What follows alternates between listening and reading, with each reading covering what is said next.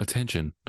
Here, we embark on a colorful exploration of mental health conversations. Expect deep discussions, humor, sarcasm, and a bit of cussing because, hey, that's just how we roll. Let's just set the record straight. The views expressed here are our own and might not represent the entire podcast beliefs or our guests. Our aim? To enlighten through humor. But hey, take it easy. Don't sweat the small stuff. Legal issues? No, thank you.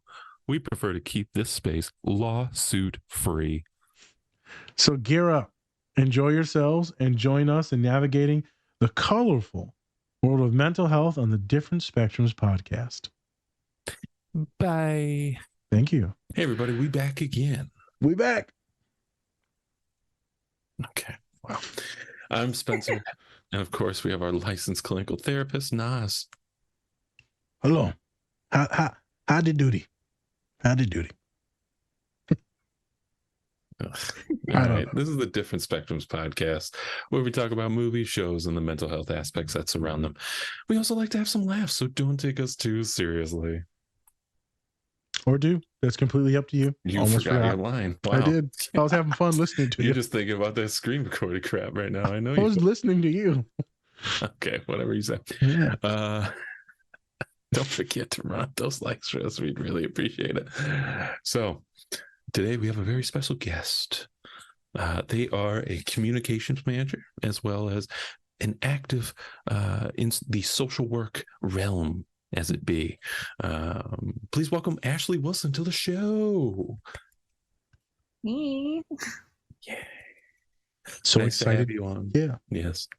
Well, yeah, we should have applause going on, but actually I think the silence is a lot better.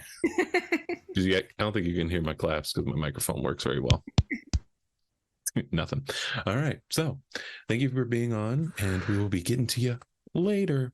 So today we're actually going to be talking about the movie Dungeons and Dragons. Nerd. Facts. I'm wearing a Teenage Mutant Ninja Turtle hoodie, so that I can't dispel it. Yeah, so we're going to be talking about a lot of things today. We're going to be talking about growing pains, imposter syndrome, stages of development, as well as kind of what it's like to really hold yourself back, right? We're talking about a lot of things. So we have a lot to get to, so let's get into it. Nas, anything before we get into the show?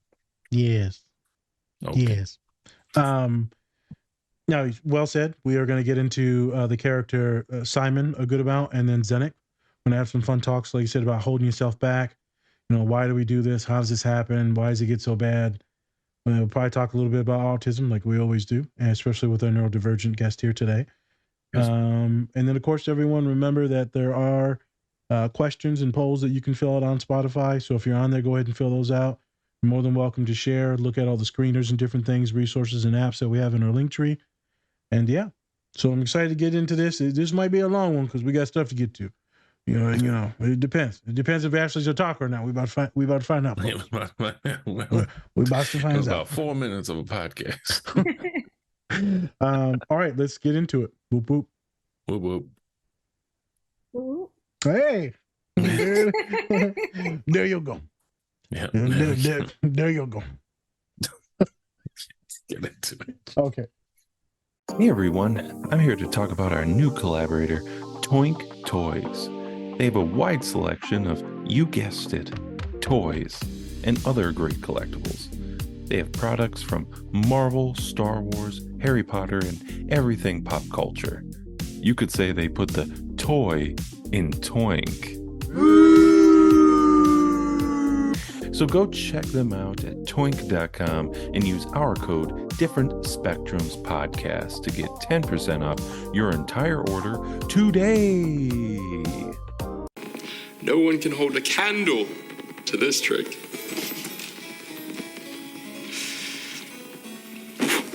How about this one? You people like the smell of fresh cut grass? Open it back. Smell that? It's fresh cut grass. My 5-year-old can do that magic. But can he do this? Abscess. Boo. He hasn't gotten better. I don't think it's about what he's doing up there. This is quite hard to be slightly blurry like this. You know, you want to be very blurry, but to be slightly blurry, that's the real magic. Is that?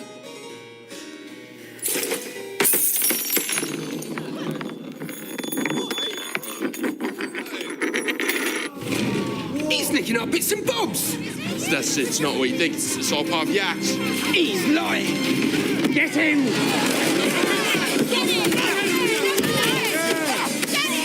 Shield spell! Shield spell!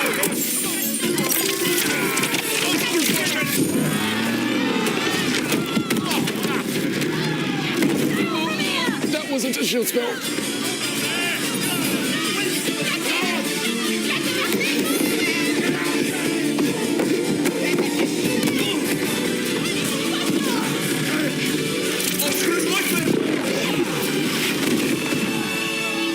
I'm not loving this show. You're a dead man!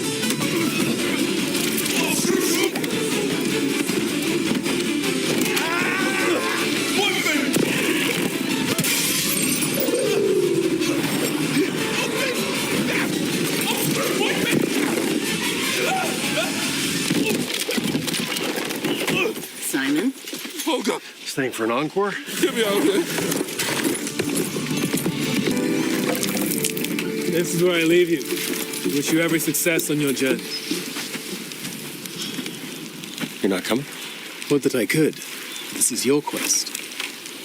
I have given you the tools. You must utilize them. Can't you utilize them for us? Because you're much better at fighting and strategy. Pretty much everything, but talking. Talking to you isn't great.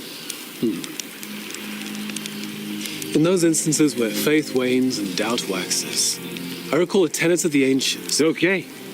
See you later.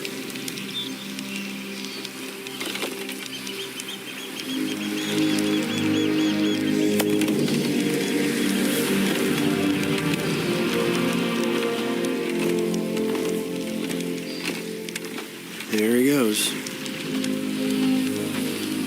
Just wandering off. Walks in such a straight line. Uh-oh, wait a minute. He's coming up on a rock. Is he going to go around? Nope. Right over the rock.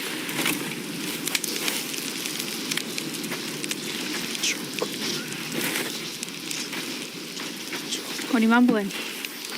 I'm preparing to attune. If I can't connect with it, it'll be useless.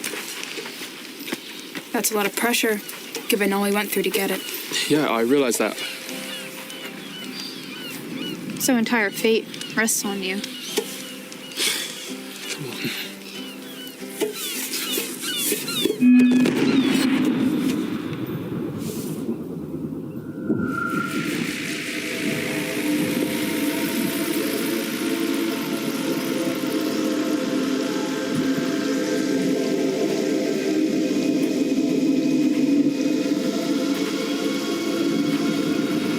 There he is, the great Simon Omar, sorcerer descended from wizarding blood. Who are you? Don't you know me? My name is Omar too. You're my great-great-grandfather.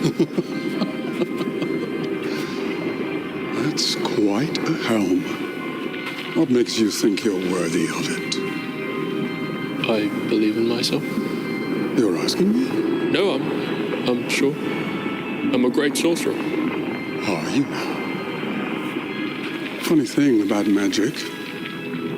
It chooses who may wield it, and it does not suffer fools. Why are you telling me this? Oh, I think you know, Simon. Did you attune with it? You okay? I gotcha. What happened? I spoke to someone. Yeah? My great-great-grandfather. He was unhelpful. You spoke to him? From here, it looked like the helmet flew off the second you put it on. Well, time moves differently there. Okay, I'll try a different approach. Great. New approach. Try it. You got this. You got this.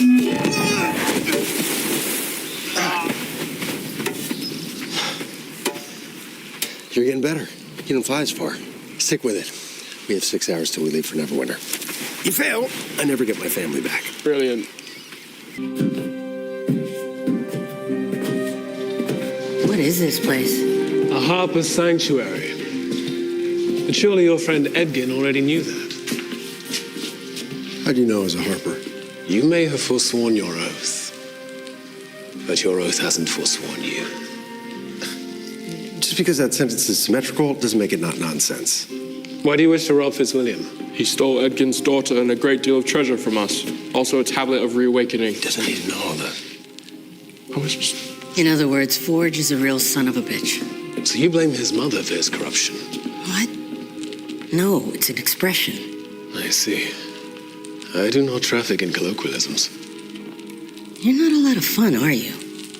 If Fitzwilliam is truly allied with a Red Wizard, their intentions must go beyond the mere political.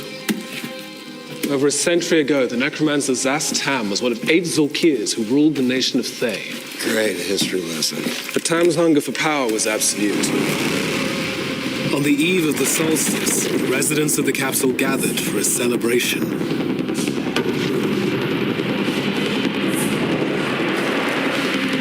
Unbeknownst to them, or his fellow rulers, Tam had a plan of his own to stage an unholy coup.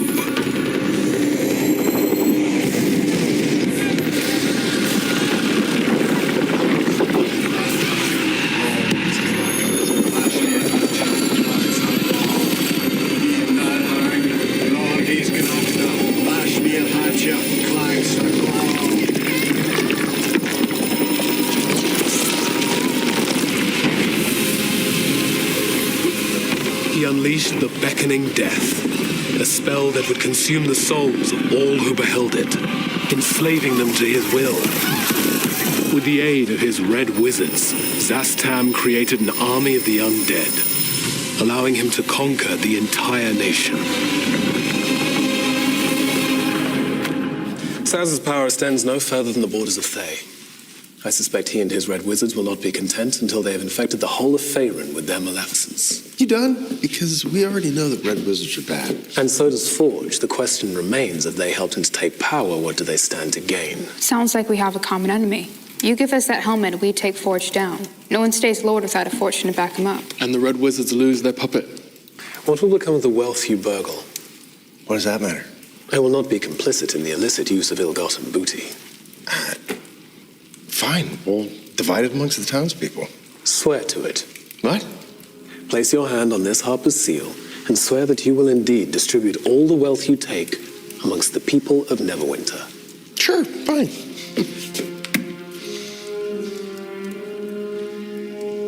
Go on, Ed. Promise you'll give Forge's money to the people.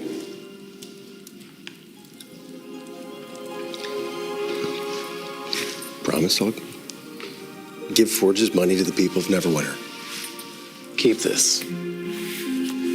You may not yet believe your words, but I do. Yeah, good for you. Simon, hold on to this. Now, where's the helmet? In the bowels of the Underdark. The Underdark. Weren't you trying to keep it safe? Why would you put it down there? Because it is the last place that anyone who values their life would go. Sounds lovely. Quite the opposite. I know I was being ironic. I find irony is a blade that cuts he who wields it most especially. Yeah? Is that what you find? Zank? There is an entrance east of the Sword Mountains in the Crypt Garden. Hey everyone, before we get into the show, please check out our collaborator, Bubs Naturals. They sell a variety of health and wellness products, including collagen peptides, MCT oil powder, coffee, apple cider vinegar gummies, and other amazing products. Go to bubsnaturals.com and use our code DSP20 to get 20% off your entire order. And with that, let's get into the show. Hey everybody, we back again. We back.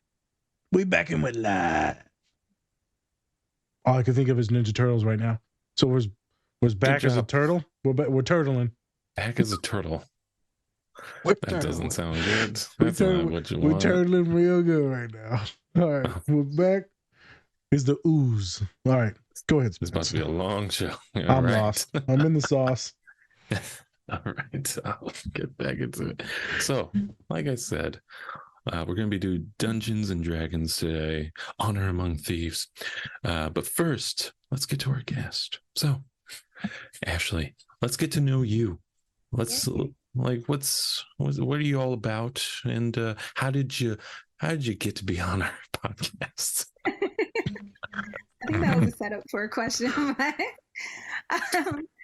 So I'll answer that first part, the second part first. But Dr. Nas reached out to me on social media in a very non-creepy way. It was a very polite DM telling me about the podcast.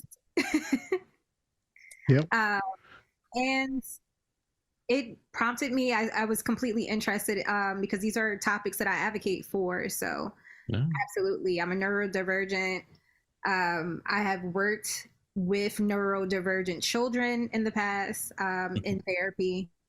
Currently, I am a communications manager for a nonprofit that works with mental health. And then I also have a coaching business on the side, working with people in mindset.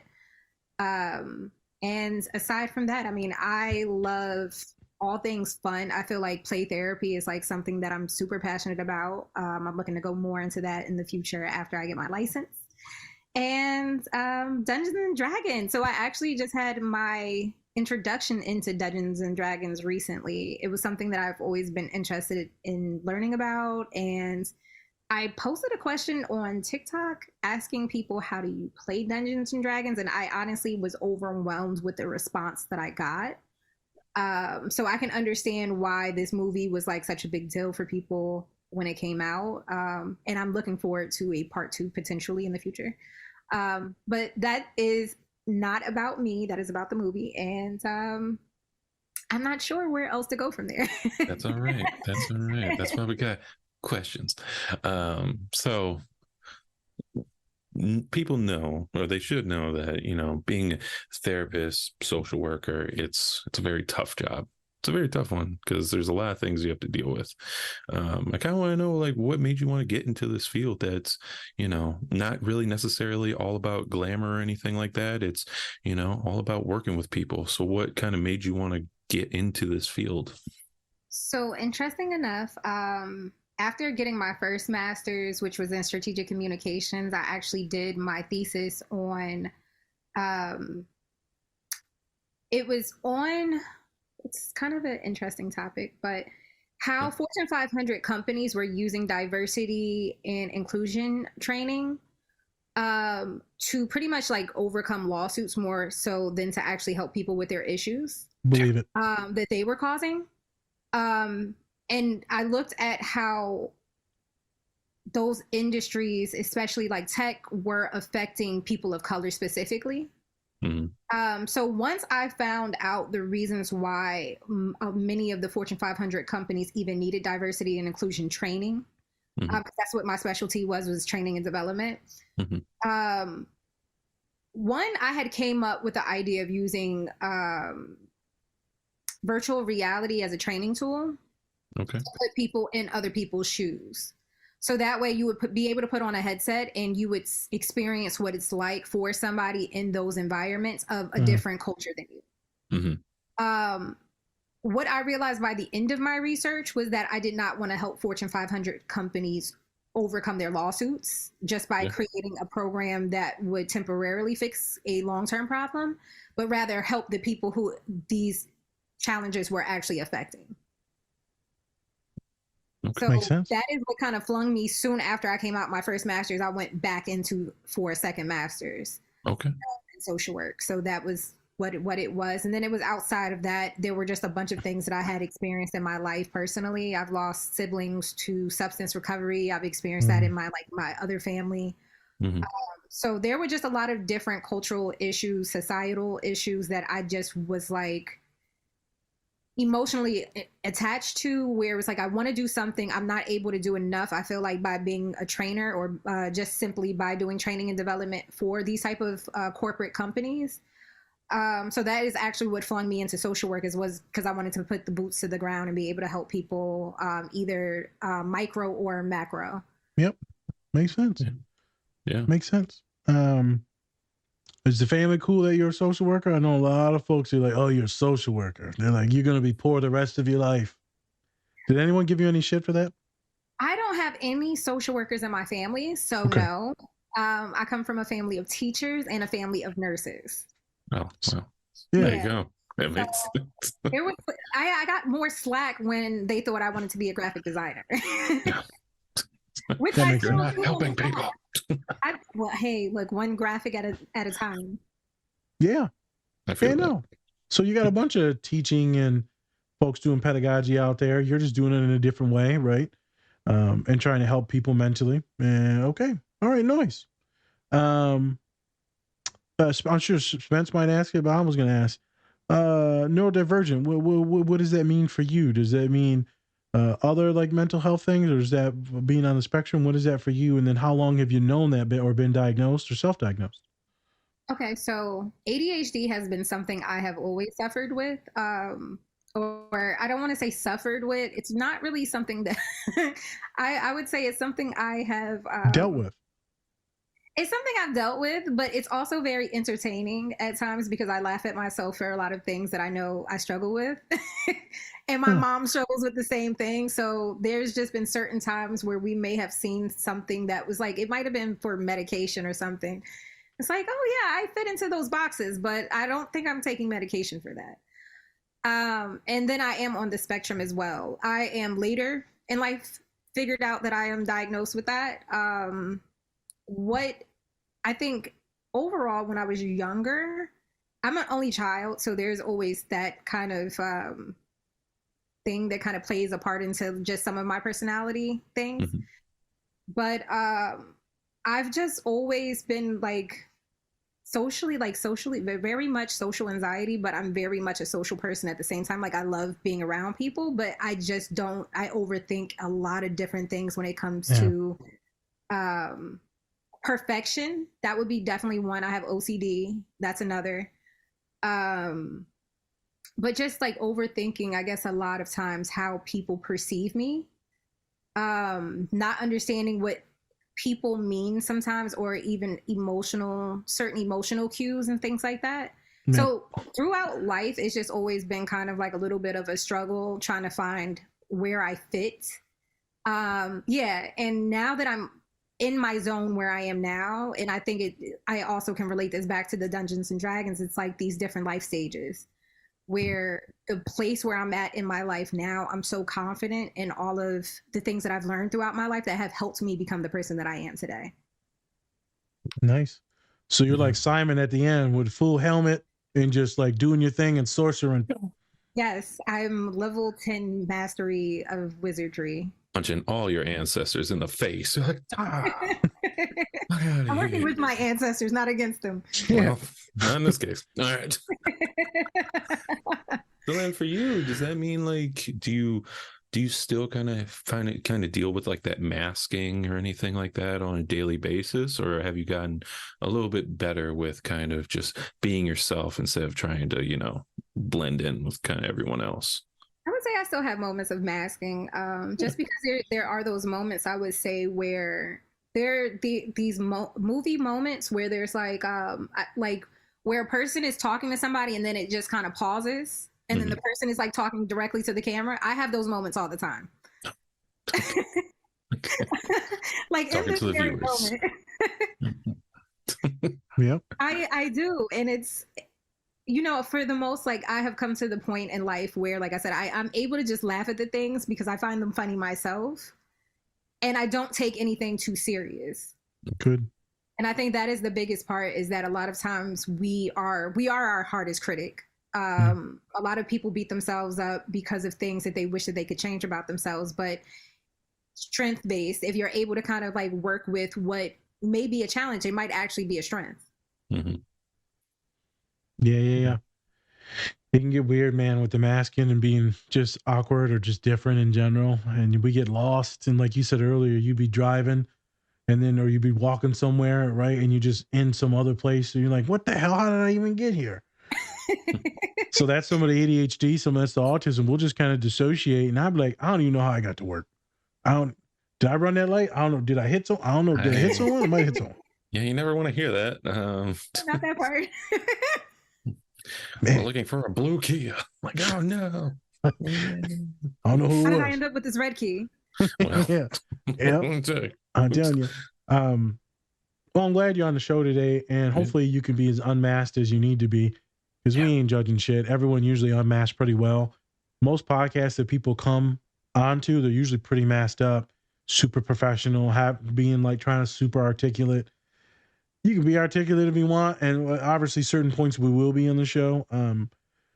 But it's been nice knowing that everyone says, I can unmask on this. I'm like, yep, you can do your thing. If you end up talking about some random ass shit, it's fine. Yeah. We have smart moments, but in actuality, we're pretty dumb. We're pretty dumb. Yeah. You're always smarter than somebody else, so that's all that matters. Hey, just a little bit. Hey. Always.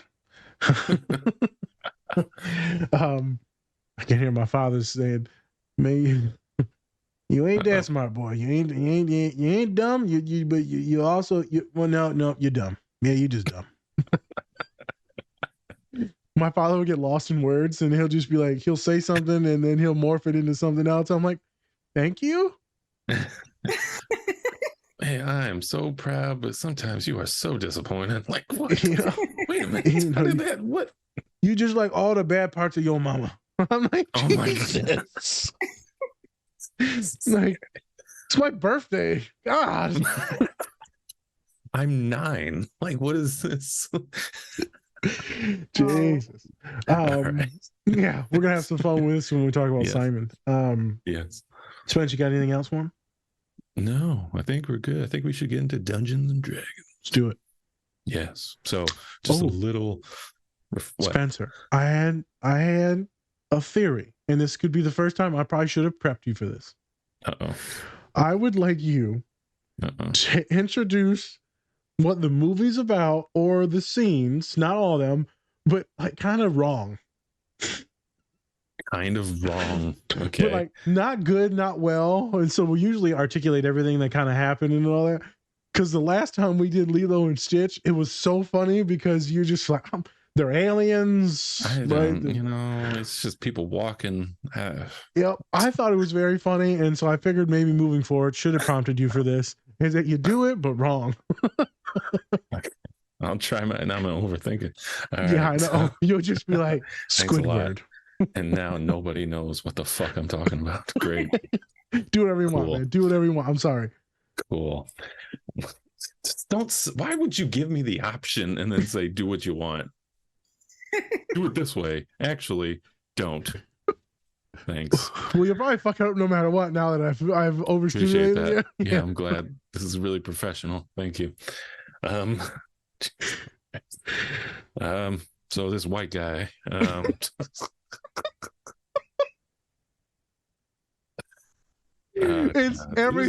we talking about the Bible? So this white man.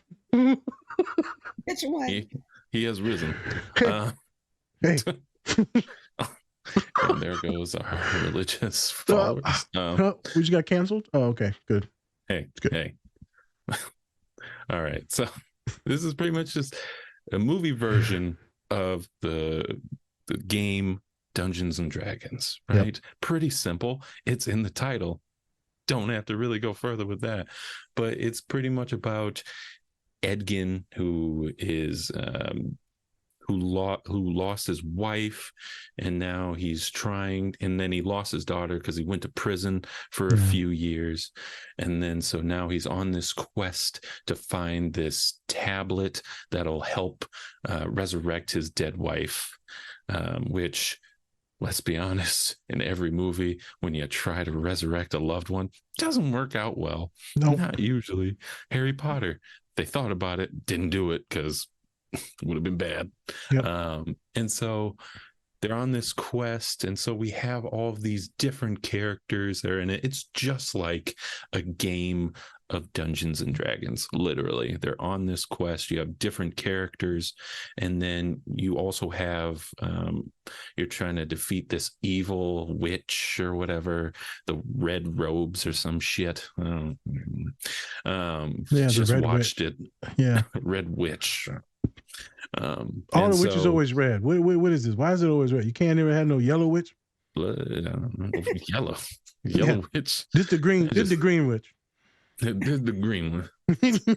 I know this, and that the white man, and this the green witch. White man, green witch. You No white man. Hey, characters. this. That's how you know it's gonna be a good movie. I'm sorry. I haven't talked to him in 7 days, so I'm revved up. I'm Great. hot. I'm glad. I'm steamy. It's all good. It's all fun. It's all fun yeah. games.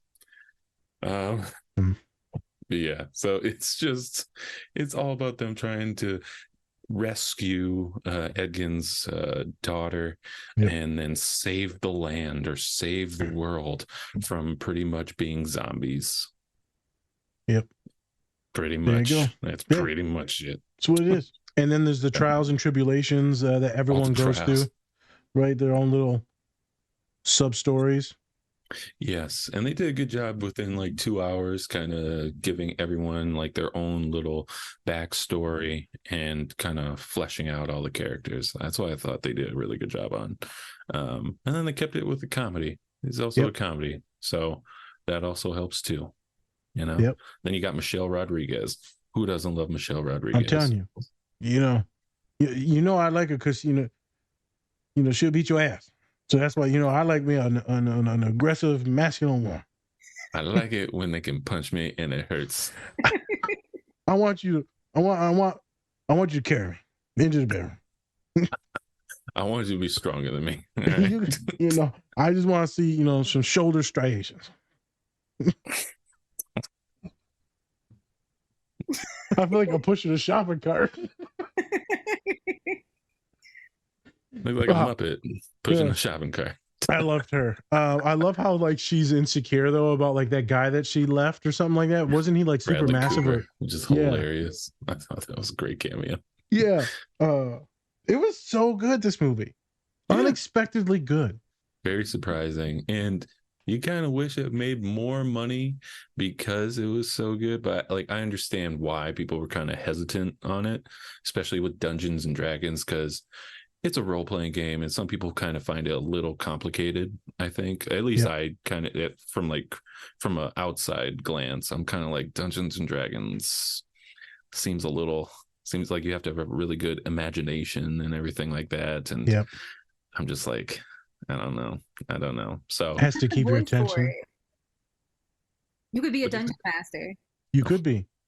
I could be. Just be like, you died. Dead. Story over. Let's go home. How you kill all the white people? That's the only people who were playing. My bad. Yeah, true. Sorry. I feel like if you play Dungeons and Dragons has expanded. A lot more people have been playing it, especially you see a lot more people on like YouTube or like Twitch and things like that. They do live streams with Dungeons and Dragons now. It's becoming a even more popular thing than it was before. So it's coming more mainstream, I should say. More mainstream. You playing Dungeons and Dragons, just letting you know. On a 750 point scale of autism, that's 0.1. Like you 750. Yeah, you come in my office talking about I just gotta left the game of Dungeons and Dragons. Homie, you're neurodivergent. I don't know what under that umbrella you are, but you're not right. You're not right. What's the movie from Life? You can't get right. You can't get right. You can't get right. Oh, we just got so canceled. So it's all right. Ashley laughed. You canceled too now. We got you. Yeah, that's right. That's right, Ashley. You're with us now. You're in the same boat. I get extra points because I have a Dungeons and Dragons sweatshirt on right now. Look at that. Oh, wow. Extra tism point for you. Extra tism point. Hey, girl. And it's good. Tism point. Good. Hey, man, something hilarious. I'm not going to say any names right now. This is a serious point. I was making some jokes about like autism, right? And I made a flu shot one joke, right? A couple of close people that we're talking to. And they said, no, that's how people get autism. I was like, wait a minute. Oh, you for real now? Oh, you noticed a joke? Well, no, there were studies that's been refuted like 50 years ago. And I was like, and you're a social worker? So you might need to go back and get some education on some stuff because you ignorant as hell, homie. Interesting thing. Personal bias. There's some super like ingrained myths about so many different things. Yes. Jesus Christ. They're like the Aaron Rodgers of like autism out there. You can't, don't get no vaccine now. Jesus. Hey, sorry, his torn Achilles is healing nicely because he didn't get a flu shot. That's what it COVID was. shot. COVID shot. All That's right. what it is. Yeah, that's right. I just want to talk about that. So obviously, Ashley, you're getting the vibe of us. We're having some good times here now. You're warming up to us. Yes. I'm not gonna lie, you got the Tism shirt on today.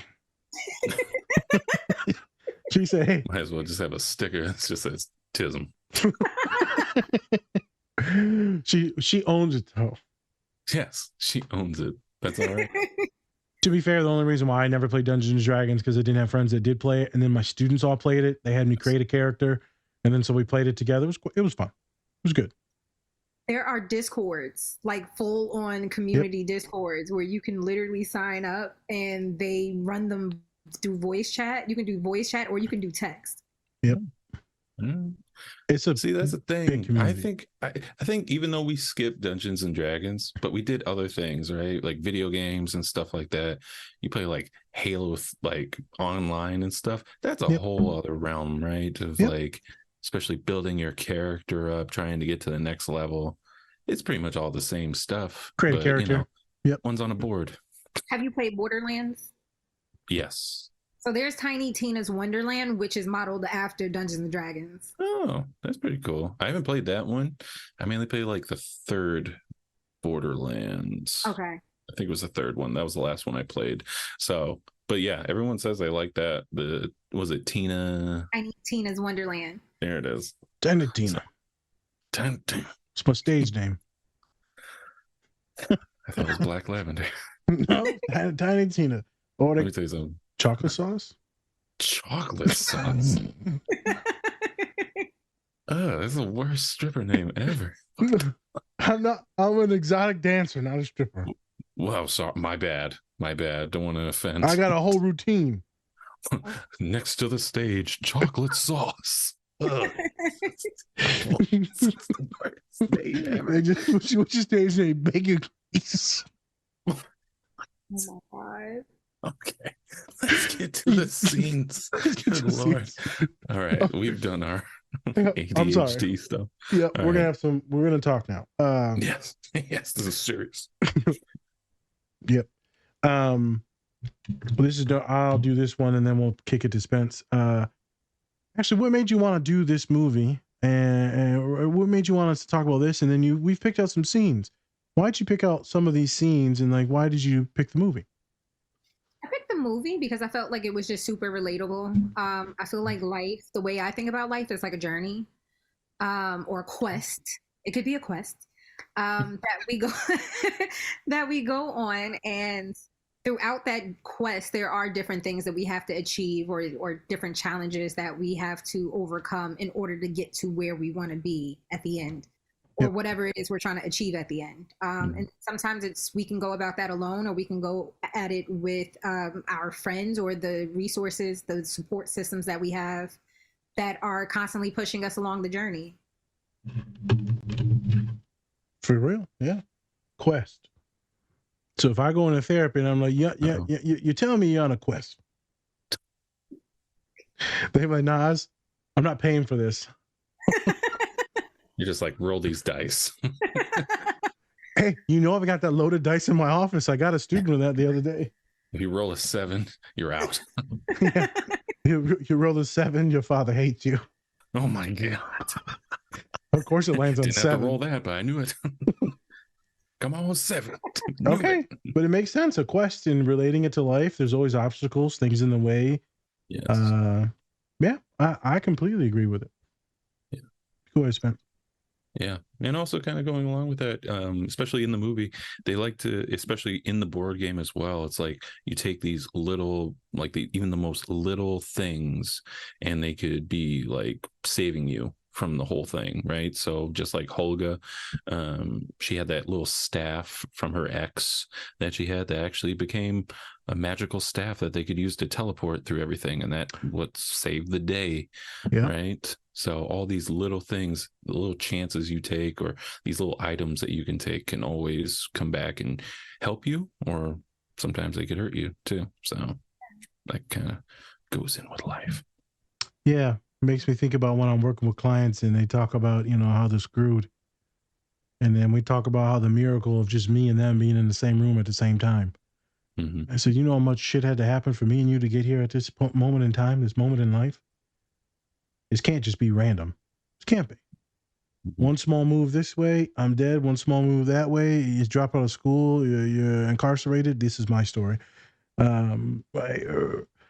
So many things could have happened, and yet both of us are sitting here talking. It must mean you have a future moving forward. The story's not finished. There's still more quests to go. Mm-hmm. Yeah, good on both of you for that one. I like that. Yeah. That first scene, mm-hmm. right? What's going on with that? So Ashley, pick out this scene, y'all. This Ashley's scene. This is a representation of Ashley's college career.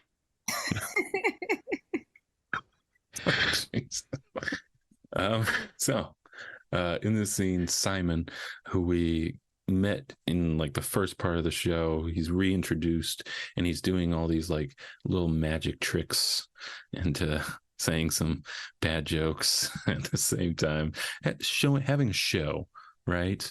But then he's also kind of back to doing his own thing of like kind of stealing stuff at the same time while everyone's distracted. And so he's Mexican. Why? Oh no, he's from the University of Michigan. Oh, okay. Oh my God. Shine stealing. Oh my God. Why would you say that? It's like, it's a month, it'll be fine. It'll come out in a month. I'll be already in there. And so Simon, who's actually played by the main character from Detective Pikachu, which, hey, as a Pokemon fan, I love that movie. Ryan Reynolds as Pikachu, can't go wrong. Yeah. But anyways, and so everything kind of goes wrong for him because everyone kind of sees that he's stealing their things, and then he just, he keeps on saying that he's not a good magician. He's not good at it. He can only do like little things and stuff like that. And then, cut to now he's like a really powerful like wizard of sorts. So Ashley, why did you want to pick this scene in particular? Why this scene? I think one of the important things is when I thought about this scene specifically, watching it made me think about a couple of different situations in life where I was literally that sorcerer at that point in my life. Mm-hmm. I could think about when I first probably started grad school and I had to start doing, starting for my, the research for my thesis. Mm-hmm. And they make you go out in front of everyone and you have to present your research. And it's like, hey, look at this trick I learned and look at this information I have. And you feel like you're trying to entertain the masses with the knowledge that you have at this current moment in time. And no matter how important you may feel that research is or what you have done has been this giant, it has been a giant challenge. You sit back and you look at it later on in life, like where you were saying that he becomes this big sorcerer later on that's super knowledgeable and all-knowing and wise. You have to come from a place of not knowing first. But imposter syndrome is definitely a big part of it because in the beginning, you don't think you know enough. You don't think you know enough. You don't think that it is enough, that you are enough, that anything that you do is great enough. In all honesty, I think in order for him, even in that scene, to have probably felt like he was doing more, people would have had to ooh and ah and probably standing out of their seats, giving him a standing ovation. But what would that trick have had to look like at that point? So you're really trying to entertain everyone else, but not really being satisfied with the things that you know how to do yourself at that moment in time. Valid. To be clear, I made the joke of like you and the career changes because we talked about it earlier, your career changes. It took me 7 years to get my undergraduate degree. A lot of shit. Transferred to 3 different universities, right? Got expelled from one school. It was a lot. And then you get the master's, then you get some jobs, and right, it's just a lot of changing my entire life, a lot of changing. And so this imposter syndrome stuff, this scene, messing something up, trying, and then, I'm going to do this one thing. Oh, damn, we stuck on the ceiling now. Okay. So I don't know how the hell I'm going to get out of this one. And then, right, that feels like life for a lot of us. A lot of mistakes. A lot of mistakes. But if you said, the growth mindset and they're just all learning experiences, right? But you don't think that when you're starting off. You just think that you suck. Yeah. You never get it right. You're never going to do it right. You might as well quit. And so if not for him and his friends in this quest, probably would have quit and never became this sorcerer, right? This wizard. Because he would always think that he wasn't good enough. Because the vision that he saw is that he's trash.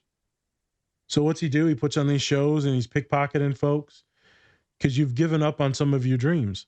You're giving up on some of your dreams.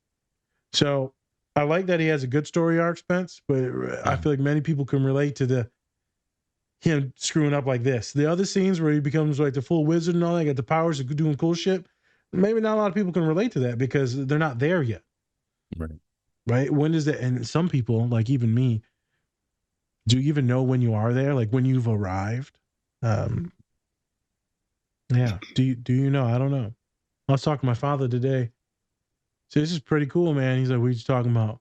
So we got this doctorate now. We getting ready to go interview for one of the biggest jobs in the United States. And they said, it's pretty cool. You getting ready to go with me, drive into town with me? And I said, there's no way me and you thought any of this shit was going to happen. He said, oh, of course not. I remember telling my father years ago, when I first got my MSW, I'm like, this isn't worth shit. I'm like, I'm looking at the jobs. The offers are bad. The jobs are tough. And then now you're living in that full reality of having a good life. But I'm about to be full wizard.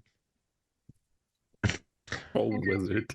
And I think the other thing, even just kind of breaking down, I'm really into symbolism, and it's like the sorcerer also kind of represents like the magician, the idea of the magician.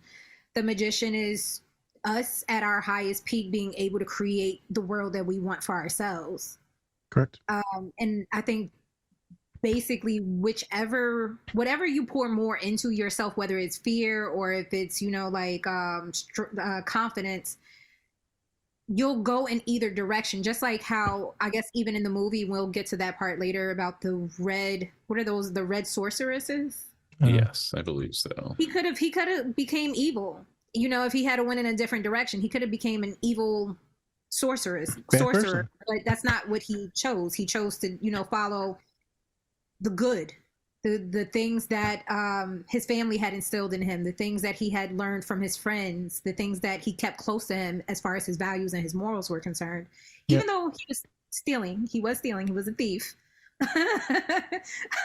But as in the movie it says, honor amongst thieves, not because normally I think the saying is there is no honor amongst thieves, but in this one there is a code to follow.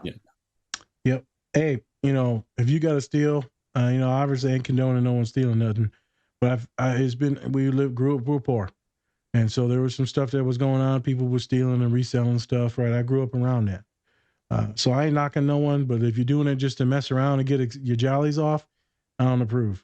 But if you got to do something, hey man, watch out, be careful when you're stealing these days. There's places where you can go ask and get food, or if it's clothing, stuff like that. So I ain't shaming no one for stealing now. So with the sorcerer though, he was just trying to live, and talk a little bit of shit. And then, you got to take someone's watch, Spence. You got to take someone's watch. Shouldn't have been wearing that fucking watch. This is your fault. You victim shaming. Why'd you wear such a nice watch today? Hey, if you wore it because you wanted me to steal it. So. I know.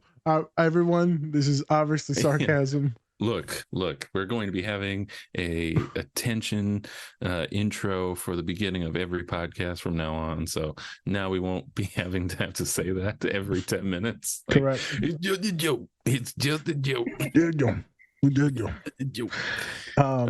Great scene though. Yeah, and I think there was another scene with Edgin where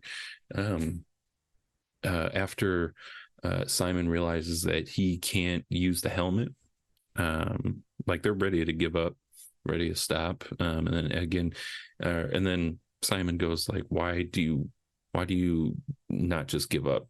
Because and then Edgin says, because you have to keep on failing, and once you actually do give up, then that's the ultimate like fail, right?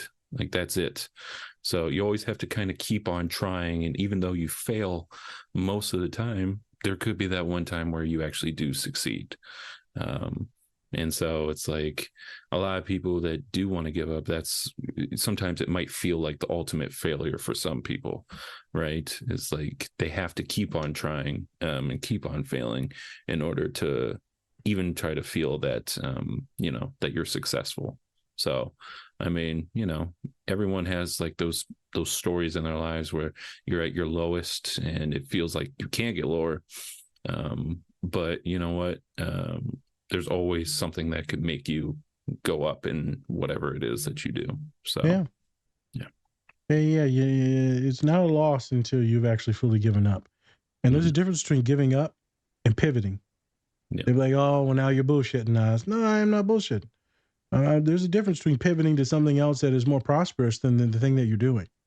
Because maybe your talents are being wasted or misused in this one area, or maybe it's just not clicking and there's all these other things. Well, I don't want to do those things because they're stigmatized, or I may not make no money in that. You ain't making no money in the shit that you're doing because you don't like it. And you're not about to pass this class, and you're depressed as hell and suicidal. So we could do the shit that you actually want to do and maybe build on that strength, like Ashley said, strengths-based, and actually have a good, successful career, or just be happy, even if it's just momentary. All right. So this second scene, this is, what's the second scene? Is it when the wizards were talking to each other? So this is when Zenek is talking about kind of believing in yourself. And then, of course, Edgin has to so he was part of this this kind of like brotherhood, I guess, of where like you're very honored and everything like that. And then it turns out that Edgin actually stole some of this treasure from these people that could track the treasure, and then that's how his wife got killed and things like that. So he was kind of dishonored in that way. And then so now we're in this like scene with Zenek, and he asks him to put his hand on this kind of like, not Bible, but it's kind of like that group's like Bible in a way, right? And so he said to swear to him that to not steal. You can't steal any treasure. You have to give it back to all the people, and you have to swear on it. And he's like, I swear to do it. I swear to do it. Put it on your mom's finally name. Kicked in. Yeah, put it on your mama name. I'm like,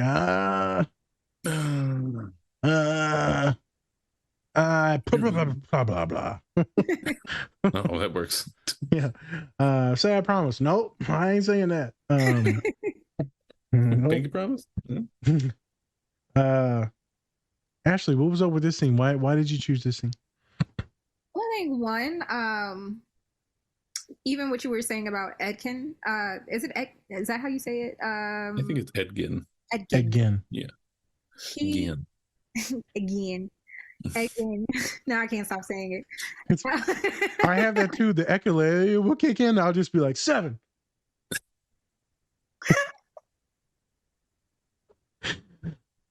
I quite love sometimes Ashley. I have to say things a couple of times in order for me to like pick it up. Completely fine. Yeah. But when Edgin was talking to Zenek, and Zenek was like pretty much like, like swearing, he was like, I can't make any promises. I think it was really a thing of self-belief once again. And imposter syndrome once again, because it was just kind of like he didn't necessarily believe that he could be honest. He didn't believe that he could keep that promise, that was a promise that he was actually going to be able to keep.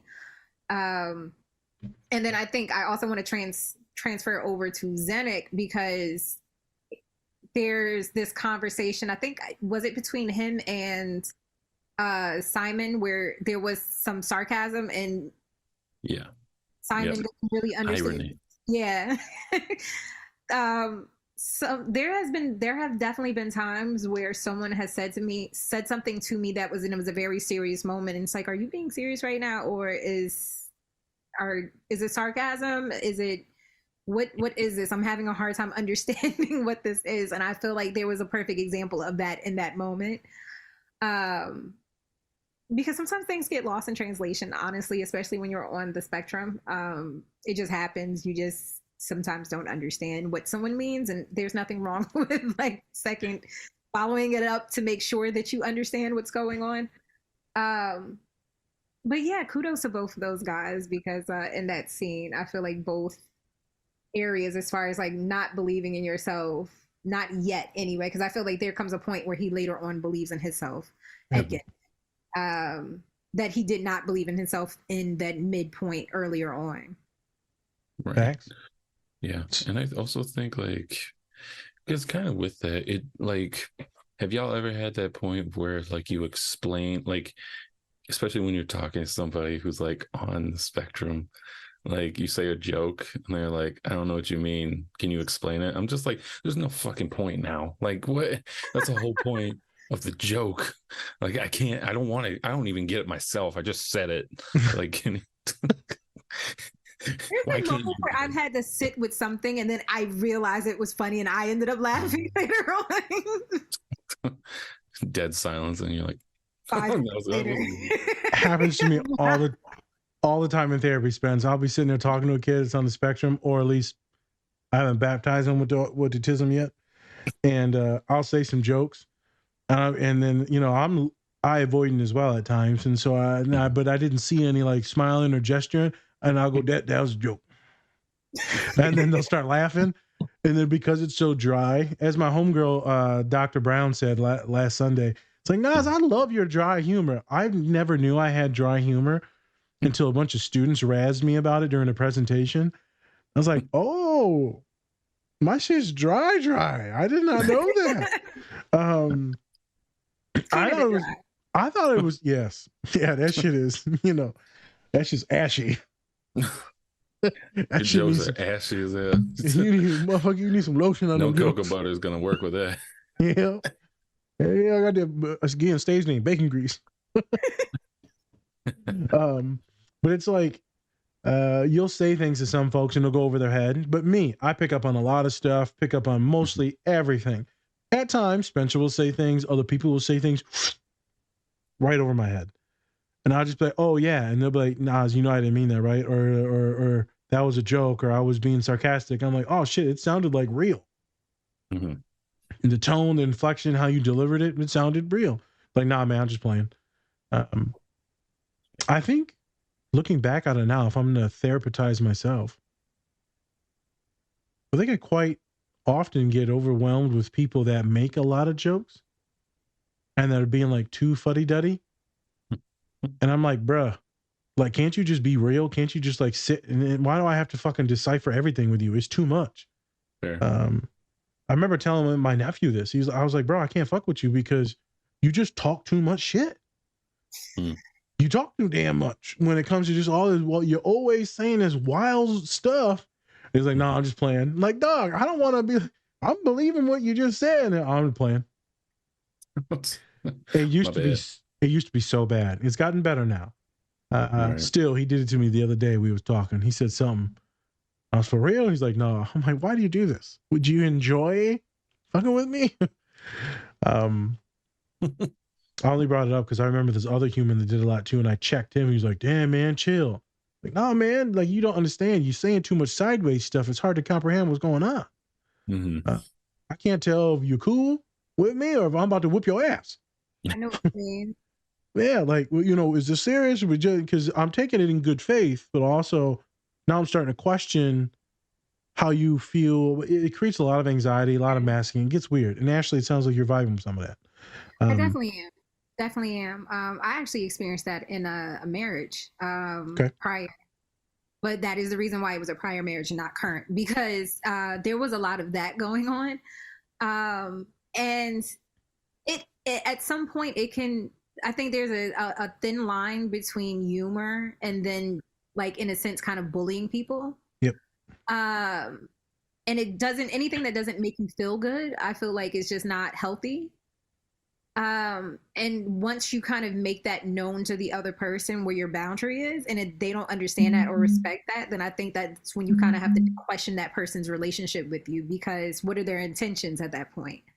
I remember there was at one point where, once again, getting back to the confidence thing, and this is something that might be so minor, but like I said, as someone who's always struggled with perfection throughout my life, I remember there was something that my ex-spouse had said to me about my teeth.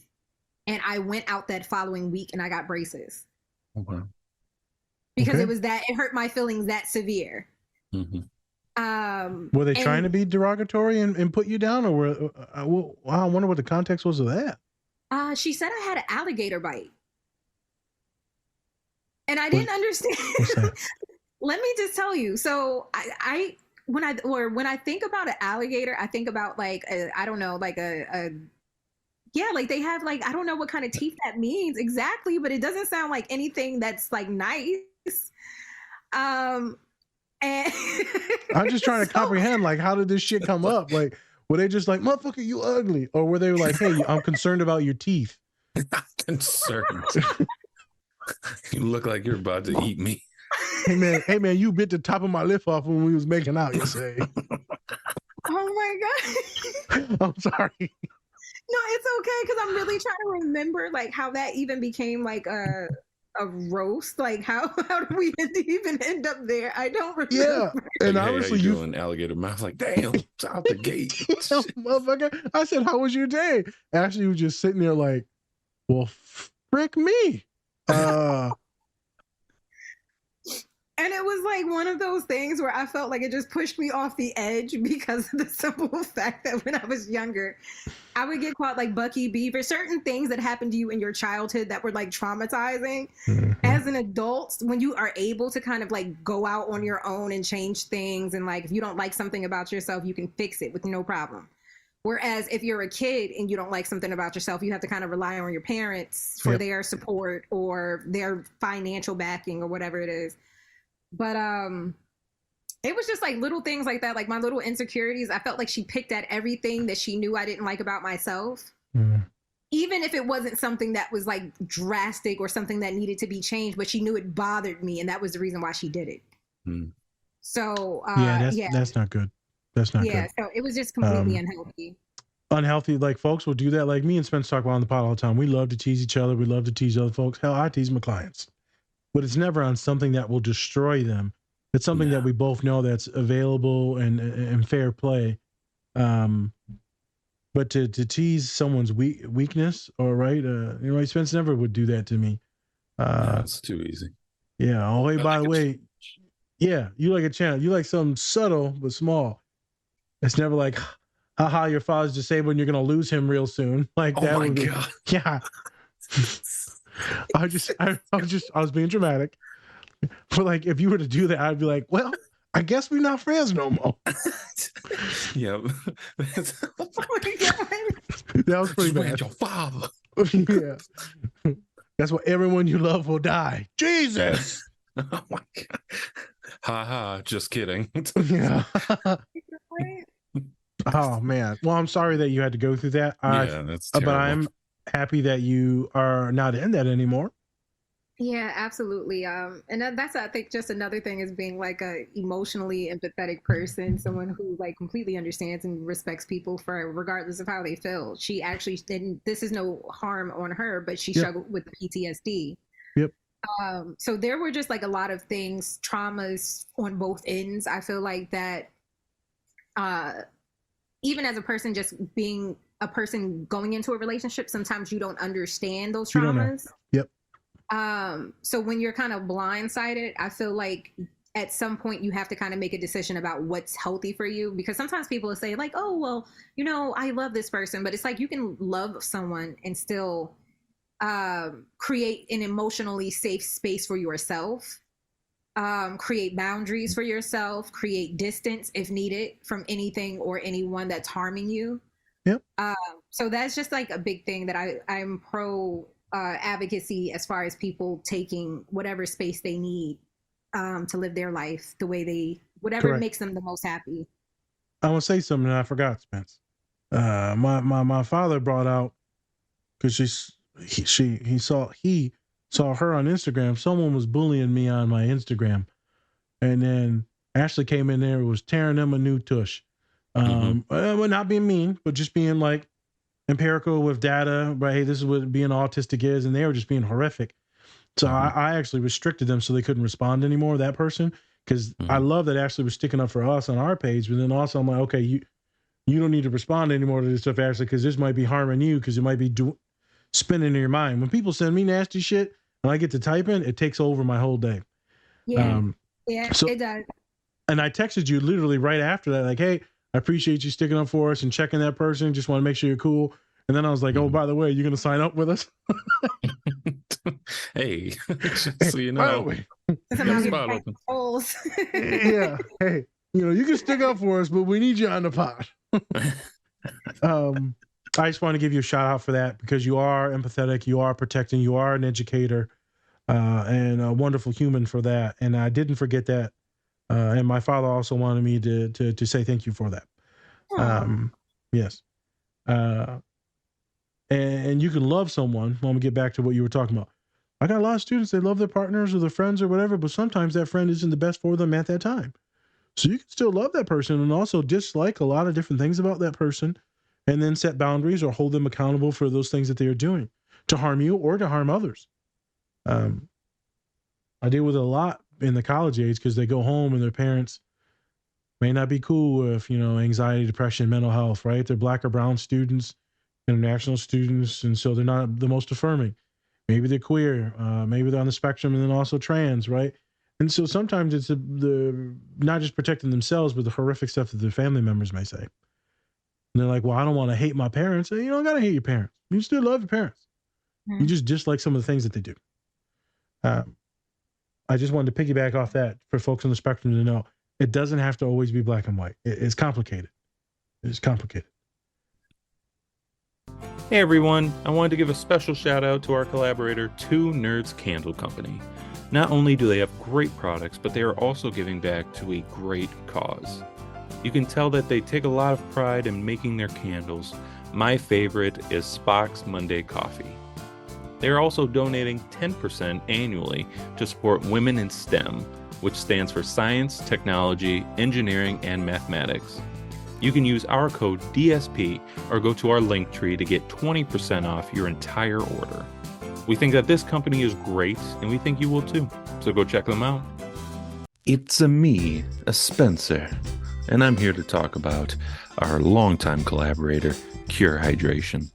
Cure is a premium hydrating electrolyte drink mix made with organic coconut water and pink Himalayan salt with no sugar added. It contains 4 times the electrolytes of leading sports drinks. My go-to flavor is grapefruit, but if you're not into that, you can go and get their variety pack with 8 different flavors to sample. Go to curehydration.com or go to our link tree and use the code DSP20 to get 20% off your entire order today. It feels ironic though, huh? You love someone and yet you can still dislike them. How is that? You should just be one, but it's not. It's not. FYI,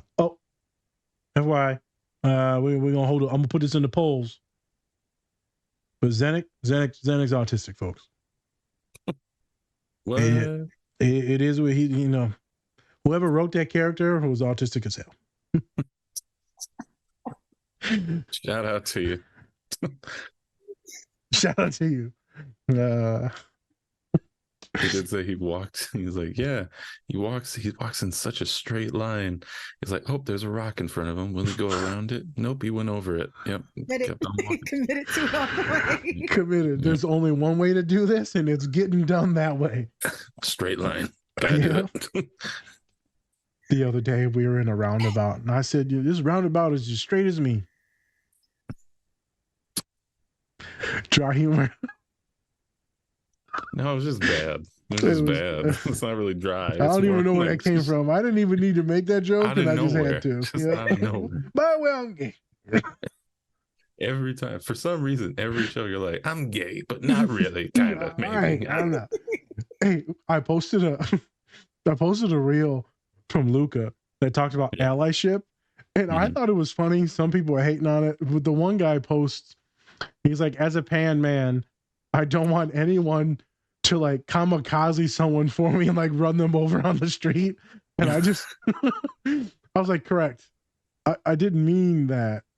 I just put a bunch of laughing emojis because I thought it was funny as shit. Yeah. They got a ton of likes, but like, it's supposed to be a metaphorical representation, not a literal, I want you to like run someone over, dude. I also just love the term pan man.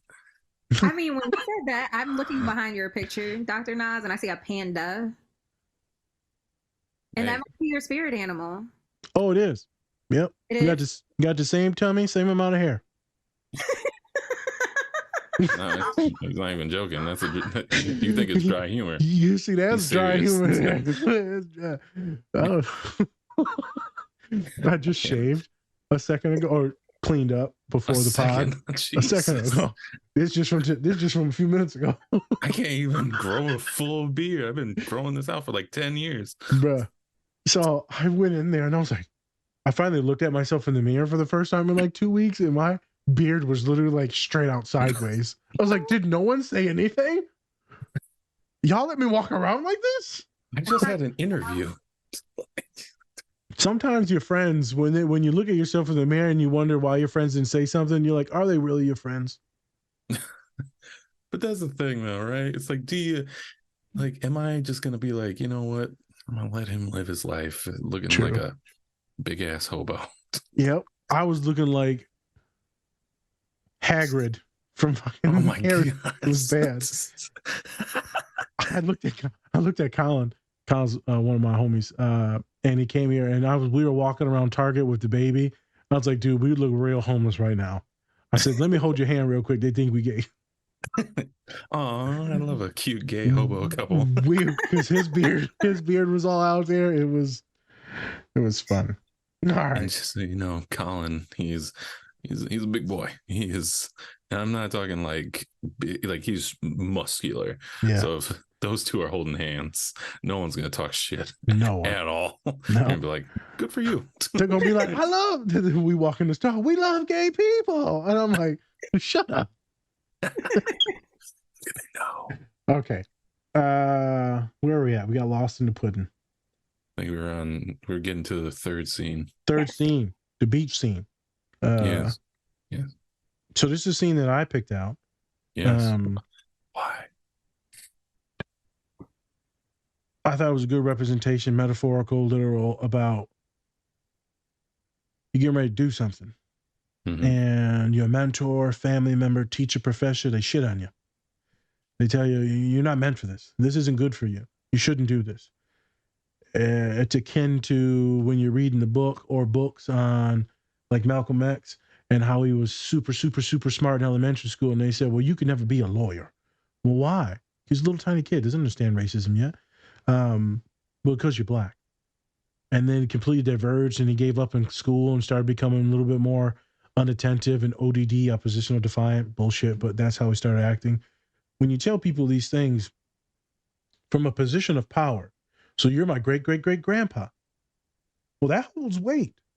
If it's your parents that tell you something, that holds weight. If it's your partner that tells you something about your appearance, your intelligence, your career, whatever it is, that holds weight. There's power in those words from certain people. And I thought this was a wonderful scene because of how demonic it can feel when people degrade you. Now, if you want to make suggestions or edits or refinements, but then also put some good context on why you're doing it because it's coming from a good place, awesome. But his grandpa in here, himself, not his grandpa, it's like, you suck, go away. Now, you could be thinking to yourself, well, Mom, I have coaches like that. I have other people. They're just trying to push you hard. What's it called, Spencer? Tough love? Tough love? Yeah, tough love. Yeah. I don't know if tough love is the best version to go for someone on the spectrum, because they're going to interpret it as a very literal thing, and they're gonna be like, oh no, I suck, I'm a piece of shit. I don't know if they're gonna be able to read in between the lines like, oh, they love me, so they push me hard. I'm not always a big fan of the tough love thing, unless you're being very specific on this is what's going on and this is why I'm doing it. After that metaphorical ass kicking, mental kicking, then you come and tell me and gas me up afterwards, and we have a debrief session, and we talk, and you provide mentorship. I've had that with many of in my athletic experience, whether it be high school or collegiate. Right? They grind and grind and grind, and I'm like, well, they hate me, and then afterwards, they're like, now I'm doing this for you to get better. You're being a complete fucking idiot on the field and in practice. You need to do better. You have too much talent and you're wasting it. I'm like, oh, okay, this is real love. You just made me run 60 fucking sprints after practice. Right? And you're like throwing footballs at me while I'm running, but you know, I'm being dramatic. That didn't happen. Well, you're offensive lineman. You can't catch anyways. Yeah, it's true. They just hit me in the head. It's like Napoleon Dynamite. All right. So that's why I picked that scene. Ashley, share your interpretations of this scene and Grandpappy. Well, one, the beginning of this scene is what I love, is where Zenik is just kind of walking in that straight line. We were talking about that before. Where he's just kind of like he's awkward. Everyone knows he's a little awkward. But he does not care. He's not fazed by it. He's walking in his strangeness, and he's not turning back. He's not. The one thing I loved about that scene too was that he didn't turn back around not one time to look at them. Not one time. He didn't care about what was going on in his past, because all he was focused on was what was ahead of him. And then as far as the grandpa, oh my God. Grandpa. No, you gotta say Grandpappy. You gotta say Grandpappy. Grandpappy? Oh yeah, that was terrible. Yeah, never say that again. Southern draw on it. Grandpappy. Grandpap. I bad boy Pap. Is it the Peppy or Pappy? Pappy. I don't think we're saying it right either, to be fair. We're probably just canceled by like a whole bunch of Southern by default. Yeah. Continue. I'm sorry. It's okay. But I think one of the major part of that scene was Simon letting go of, I think I had written down for that one, was it false beliefs? Yeah, letting go of false beliefs. He had all these ideas in his head already about like that he wasn't good enough, and that his family didn't believe that he was good enough. That his magic wasn't where it needed to be, that he wasn't the sorcerer that he wanted to be. He let that all go, and then that was when he was able to step into his magic and step into who he really was as a person, by putting all of those thoughts behind him as far as what everyone else was thinking. Because I think a big part, even one thing I love about cognitive behavior therapy is letting go of false beliefs. This idea that sometimes we have things that we put in our own head about ourselves that, even if hypothetically speaking of other people maybe believes in those things, there's no evidence supporting that those facts are true. Even like, for example, I can think of a couple of things, like even in school, in grad school specifically, that I probably did not think that I was good enough the first time or the second time around at different points. And there are those points where, as earlier in the movie, where you may want to give up, but it's that resilience that kind of keeps pushing you ahead. And that because you're just kind of at that point, just kind of being stubborn about it, just like, you know what, I'm not giving up. I'm going to keep doing this. You keep telling me that I'm not good enough. I'm going to keep proving it. And actually, I can think of a couple of times in my career where that has happened to me. There was one point where, because like I said earlier on in my career, I have a art and design degree. So I was working for a magazine publishing company, and a guy told me, he was like, well, I would hire you full-time. I think I was a contractor at the time. I would hire you full-time, but you don't have a bachelor's degree. At that point in my career, I wasn't finished with school yet. So I was like, okay, say no more. Like, I'm going to go back to school. I'm going to see this all the way through, and then look at me 2 masters later.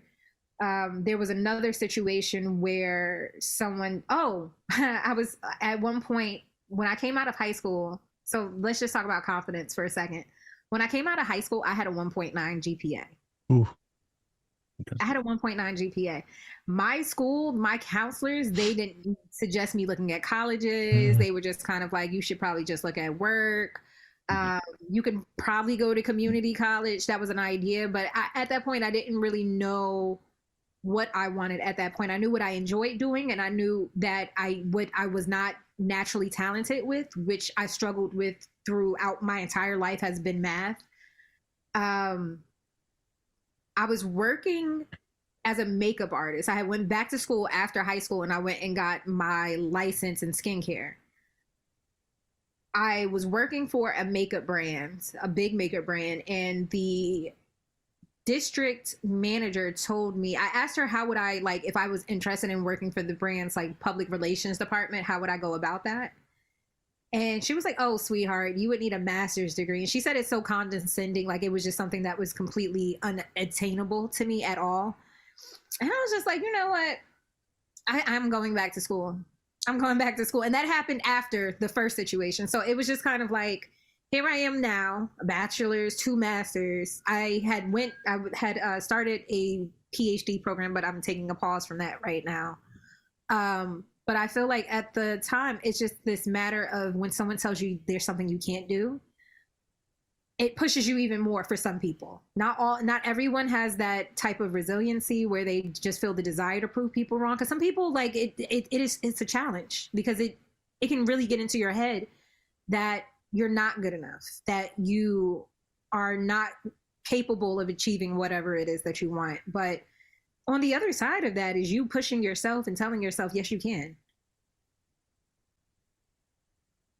So 1.9, Spence. If I was your counselor in high school, I said, hey, we're gonna put you at Walmart, or here's an ounce of weed. What can you do with this? An ounce of weed. I probably would have chosen the ounce of weed. The best time of my life. You'd be like, look at me now. I can flip this. Nowadays weed ain't that much, so I don't know what we flip. Let me stop. I'm not even going in that. Stop it. Don't go back to the streets. Don't go back there. They brought me back in. I was out and they pulled me back Very in. Good. So, man, that's tough. See, for me, it was a little bit the opposite. I did start out in school, then was in special education because behavior, reading comprehension issues, obviously ADHD. Probably didn't know. No one knew I thought I was in the spectrum, but the ADHD was pretty bad. Depression was pretty bad as a young kid. Pops gets out of prison. We're talking about straight A's immediately and then out of special education completely. So it just depends on who's in your life and who's providing that care and nurturing, who's pushing you, who I wanted to do well because he made my father proud and he was paying attention and sitting up with me. He wasn't reading shit because his ass can't read either. Don't get twisted now.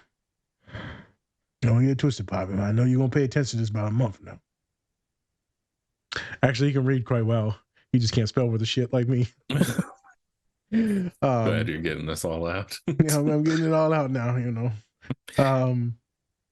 And so life just turned around immediately. So I graduated in high school with like really, I think it was like 5 in my class. To be fair, when you in the school in the hood and you know, so you know, as long as you ain't slanging dope in class, you probably gonna get an A. Like when you beat your teacher up in class, right? I mean, it's a thing. But I did well there. Went to college and it was tough, but I was still doing well.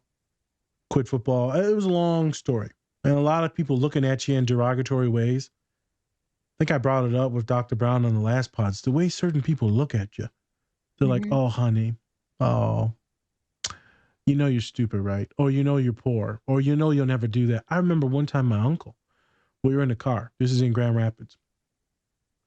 And I just got my degree. And he's like, oh, you're going to do your master's? Good for you. Or like, he said something and it was the most condescending way. And I actually checked him. I said, why'd you say it like that, man? He said, what are you talking about? I'm like, no, man, it sounded funny when you said it. Like, I know you look down on us, man. Maybe I was being in my own insecurities. But it sounded funny because you wouldn't say this to no one else because it's to be expected that they get their degree. To me, it's like, oh, good for you. It just felt bad. Yeah. Fast forward, that dude's, and I know you'd never hear this, but that uncle's a piece of shit. And a straight up narcissist and sociopathic at times as well, too. many of things I disagree about that human. And so I know I was right. No one's right when it comes to that derogatory put down. Like, why would you say something like that? So you think I can't do this? The wonderful thing is I've had a lot of people that thought I could do it. And they gave me a lot of attention and said that I had something special, something different than everyone else. That I can connect with so many people. That I was kind and funny, and then my size allows me to be feminine at times. And so the good parts that they loved about me, they never knew this, was the autism. That's what's fucking hilarious to me to this day. The things that people loved about me was the autism. They didn't know that because everyone thinks of autism as disability. It's like, you know, rocking and spinning, nonverbal, not being able to communicate, high needs. So I wanted to bring that up. Just because someone tells you can't do it doesn't mean that you can't. Absolutely. So, two things. He said, Simon, I believe, why are you here? You think you can do this? He said, I believe in myself. I can do this. He's like, you sure? He said, it's something for fools. Right? Being sure of yourself is for fools. Or like, right? He's like, you're a fool, most likely. You can't do this. You're not in the big leagues yet. I feel like that's the own inner battle that most of us have in our head, which is AKA imposter syndrome, which you talked about earlier and throughout the podcast today. But I thought that those quotes, if people go back and look at it, I believe in myself, and this is just the suffering of fools. It's things to look at. It's going to make a really good reel. All right. Let's transition to this last scene. And Ashley, I'm glad that you rolled with if you come to me with a 1.9, I'm like, shit, you out of luck. And the thing was, like, during that time, like, I came from a household that had substance abuse issues. Yep. So while I was also taking care of a parent, I was also working 2 jobs while I was in high school. Grinding. So it was just kind of like work was all I knew. As far as like, you know, being able to provide for myself. And I wasn't, what I was doing bad in school with specifically were like topics that I just had no interest in. My art classes, my English courses, my drama classes, all of those classes, anything that involved the arts, I got A's in. But it was math that I felt like I was just stupid. Like, and even now I joke about it, but like when it comes to math, like I can do basic math, but I am not by any means like the type of math we were doing in high school. Absolutely not. Yeah. You got the dyscalculia. And even in college, I got lucky that I was able to do, because normally they make you do like, what is it? Either 1 math and 2 sciences, or two maths and 1 science. I was able to do the 2 sciences and 1 math and be done with math for my entire college career. In my math course that I had to take, they found a course that was the history of math to put me in. Plato said 1 + 1 = 5. That's all right. It was like, instead of learning, like, well, I learned the Pythagoras theorem, but I learned about Pythagoras. Like, so it was literally that was how the math course was structured. It was just kind of like how the Egyptians used the pyramids to tell time. Damn. And can you do it? What's magic numbers? I'm not sure if nobody's ever used that before. No. It's literally how the Egyptians used math back in the day. There you go. Yeah. And you put numbers into like a giant like chart, and then they equal other numbers magically. So I guess I'm a magician too in some ways. There you go. You got the magic. Smart motherfuckers. Egyptian math. Egyptians are Africans. Just making sure that. Yes, Africans. yes, they are. A lot of folks are like they're Arab. Yes and no, they're Africans. I actually saw a video today where they like had this theory of how they made pyramids, and everybody in there was just like, "You're stupid. No, that's not how they did it." It was great. Every comment was like, "No." Hey, so stupid. That's what it is. I would love to see that video. They used they theorized that they used a big magnifying glass. It was huge. It was a huge magnifying glass to like dry up like sand and turn into cement. It's just so stupid. Hey, You know, these days you'd be surprised what people believe. Aliens. Hey, that's real. Yeah. Yeah. Zombies, that's real. Zombies. Zombies real. Like what kind? Like fast ones or slow ones? That broke your brain, didn't it? Yep. You had no idea what to say. They're real. Just They're real. Yeah. UFOs, they're real. NPCs are real too. NPCs. Yeah. What movie are you in? Are we? Girl, you do you believe in like how all the pigeons are FBI agents? Is that you too? Talking about us again. Oh, Just God. talking into his wing. Yeah. Like, you don't see pigeons after a certain time. It's true. They clock out. It's true. They clock out. I ain't never seen a night pigeon. I seen a day pigeon, not a night pigeon. Isn't that called a bat? A night pigeon. Yeah, I'm not a pigeonologist, so. A pigeonologist. Hey, I ate an apple the other day and it was made in 2023, and I'm like, who made this? Why is this here? What? Yeah, GMOs, the real. Yeah. I don't know where the hell we're going with this right now. I'm just having fun. I'm just having fun with Ashley and you. It's just fun. I think it was on New Girl where Nick starts saying like random stuff's real. That's where I was going with this. Okay. Yeah, I just couldn't remember what he said. You are the Nick of the group, and I have to be the Schmidt. When you said zombies, and you're like, was it this one or this one? I was like, black zombies. That's all I could think of. Jesus. Like so fast? Racism. You said that. Well, zombie, they're based off the ethnicities of the people that they, turn. Why are we getting into this? Okay. Just leave it alone. All right, we're done. The last scene. We don't even have to describe it. It's really just him talking to himself and then coming to this full fruition of becoming the Sorcerer Supreme. What is that from, Sorcerer Supreme? That is Doctor Strange. Yep. Doctor Strange. Oh, Nerd. real quick. Sorry. Ashley, what's your IG name? Oh, Strange Wonderful. That's what I thought. And so earlier when you said strange, I was like walking in strangeness. Like, it's not a bad thing. Plug. Yeah. Walking in your strangeness and accepting it and moving forward with it. I feel like all of us are doing that here on the pod. Everyone that comes to the pod does that. They walk in that strangeness. I feel as counselors, social workers, friends, we walk in our strangeness and we allow others to do that as well. It's what we call affirming care, right? Validate and affirm folks. And it also, just to kind of touch on where the name Strange Wonderful came from, it kind of touches on what you said earlier about the things that people liked about you. They didn't know it was the autism. That is where Strange Wonderful kind of comes from. It's the idea of things that are different that are also wonderful.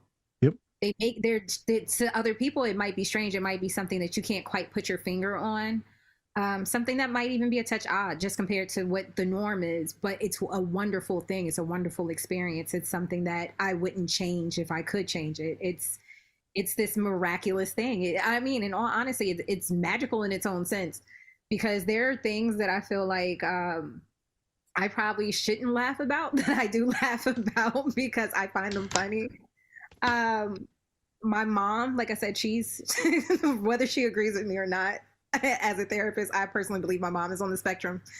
She has dark humor. She has very dark humor, and I find her extremely funny, but I know the average person would probably think, okay, that's dark. Yeah. But it's funny. And it's not necessarily like anything harmful, anything that's like grotesque, but it's funny. It's fine. Yeah. It's we're in your strangeness. There you go. Yeah, people always said I was different, and now I see why I was different. Go figure. It gives you a new appreciation for being on the spectrum. Yeah. And we were talking about the last scene too. Yeah. Just in reference to him kind of having that conversation with himself, I wrote down fears for that part, because it's really overcoming your fears, overcoming all the things that people told you that you couldn't do, all the things that you had already put in your head that were not possible for you, possibly. And just kind of overcoming all of those things, because it can be really, I feel like fighting yourself can be a really difficult thing. Because the average person, like when it's someone else, it's easy to kind of be like, I don't like that person, but it's harder to say, I don't like myself. And the reason I don't like myself is because I'm hard on myself and I don't believe in myself. And over time, it's one of those things where it can either defeat you or it can turn you into the greatest sorcerer that ever existed. And even it's just interesting enough, Spencer mentioned Doctor Strange. It's one of those things, even with Doctor Strange, I feel like in the beginning, he had something that he hated about himself as well. Yep. And he had to lose a part of himself, which was his hands. He had no mobility in his hands.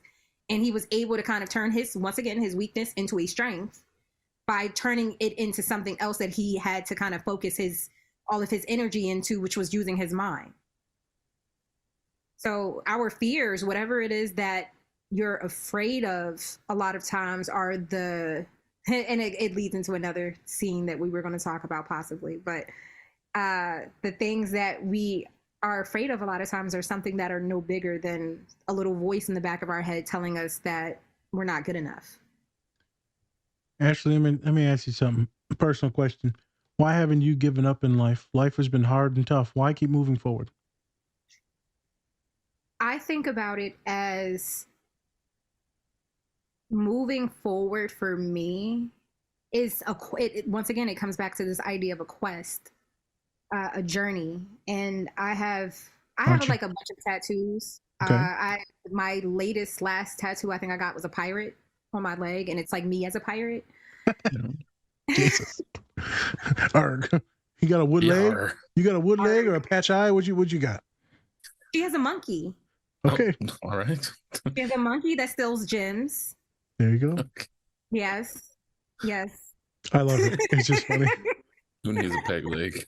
Yeah, you ain't no real pirate, you know. Is your teeth dirty? You gotta have dirty teeth in that one. No toothbrushes. Yeah. Got a monkey. That's all that matters. Okay. But I think it's this main thing of like wanting to see what's at the end. You're curious. For me, it's just this treasure for whatever that treasure is. And it's something that's an ongoing thing because that treasure may always change. Maybe about a year ago, it could have been finished. I would say a year ago, it would have been, actually, that's crazy. This is November. I can literally remember a year ago today. But a year ago, it could have just been getting to a place where there's happiness, where there's safety, where there's stability. And knowing that throughout that year, last year, because I like to think of like life in somewhat of a time construct, because it kind of keeps me focused and keeps me like moving forward, because otherwise I'll just sit around and then time passes and then next thing I know, I'll be doing nothing for a year, because that can happen. But when you kind of plan something or you have something that you're looking forward to, it allows you to kind of set that next point of what it is that you want to achieve again. So it's like that mindset, just having something that you constantly want, something that you desire. What is it and how do you get to it? And what is it going to take to get there? Enjoying yourself in the process, because I think sometimes we're so focused. I know in the past, a lot of times my depression was triggered by being so focused that I cut off all the things that I enjoyed, all the things that I loved, whether that was like being out with my friends, playing video games, being social that way, and just being in the house and just studying. And there's nothing wrong with just studying, but you have to have other outlets. Otherwise, when that depression creeps in, you're just going to have your books. And unless it's something even in the sense of maybe a book is enjoyable for you, you have to have outlets, whatever it is that's enjoyable, whether it's reading even, let's just say, fantasy or fiction or history, something that isn't just self-help or something to get you to what it is that you need in that very moment in time. I think that also thinking about, I think my fears in a sense somewhat prompt me, push me ahead too. They do. Yeah.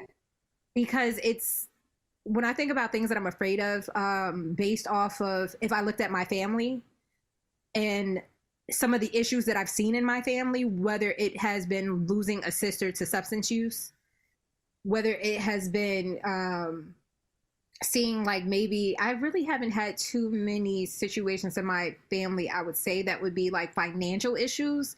But at the same time, like certain things may not be considered like super big. I mean, or super small. But like, let's just say, for example, you have a grandparent and you've seen your grandparent retire. And then after that retirement, you've seen what it looks like for a older person to struggle. Yeah. So they may not be homeless, but they may have you. Now you're watching a 80-year-old woman or a 70-year-old man, 80-year-old man who has been retired for 20 years have to go back to work and do work that is actually in some ways abusive to them. Yep. Their health, their mental. My grandmother retired, I think maybe about at 70 something, and she was working at a high school where the kids would like throw things at her. They would threaten to fight her. It was really bad when she decided to retire because she had been teaching her entire life. Yeah. And then after that, she decided to go back into teaching again after that. And it's just kind of like those type of things, just they're ingrained in my psyche. Yep. To the point where I know I don't want certain paths exist. I know they exist because I've seen them exist. Got it. Okay. I know that those paths exist. I know that these things are all possibilities. They may not necessarily be a possibility for me because I'm not going to allow certain things to happen if I know what the probability of it happening is, which also gets back to the Dungeons and Dragons with dice. You're learning from others' mistakes. You're only learning from the others' wisdom, from others' lives. The reason why I asked is because you've been talking to me, Spence. You've been pretty vulnerable and open about a lot of different things. And I'm like, this person has to be tired. They have to be tired. You sound like a lot of my clients, older women, older Black women. And I'm like, girl, you're tired. And they're like, no, I'm not. I'm fine. I'm like, you're tired. Oh, I'll say in a heartbeat, I'm tired. I love sleep. I know, but you've been grinding. I know other people that have been in your situation, they'd be struggling way worse. And so I think there's some power in that. I asked you specifically what keeps you going. Some people it's hope, optimism. Some is curiosity. Some of it's fuck you, I'm not going to die. I'm going to keep moving forward in spite of everything. For some folks, it's family or friends, right? There have been some weird relationships. So sometimes for folks on the spectrum, it's hard to see another one be positive because that one was negative. Not all of it, but some of it. People can start to lose hope. So that's why I posed that question specific to you, right? A social worker, someone multiple degrees that's also neurodivergent, ADHD, autism.